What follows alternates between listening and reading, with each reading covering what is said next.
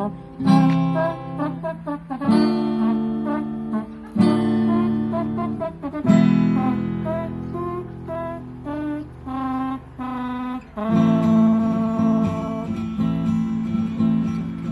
у недельку, пораненьку, узышло солнце хмарненько, узышло сонейка над бором, а над селецким табором, ау, топоры, трубы грают, ау, топоры, трубы грают, ау, топоры, трубы грают, на вояцкое народы зазывают, стали рады отбывать, откуда ворши задобывать, аті з поля, аті з лесу, аті з речки невелички, ані з поля, ані з лесу, тільки з речки невелички.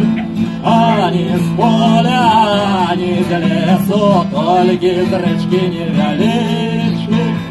А у недельку пораненьку, а у недельку пораненьку, стали хлопці, п'ятигорці, каля речки на пригорце гучать разом, самопаловцями поляди, а запалов б'ють повсоткою, з гарматов б'ють, б'ють, б'ють, б'ють, б'ють.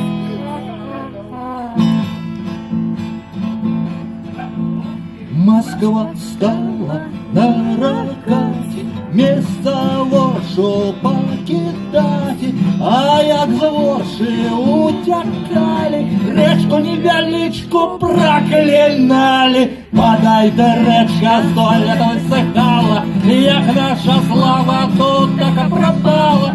Подай высыхала до скончания свету, что нашей славоньки уже нету. Слава ж Ворши уже не горша, слався князь Островский. Слава Ворши уже не горша, слався князь Островский. До усходніх дня Русі, та святиня у Візантії, та Угорщини до Криму, та Іспанії до Риму, та Єрусалиму. Слава Ворши уже не горша, слався князь Острозький. Слава Ворши уже не горша, слався князь Острозький.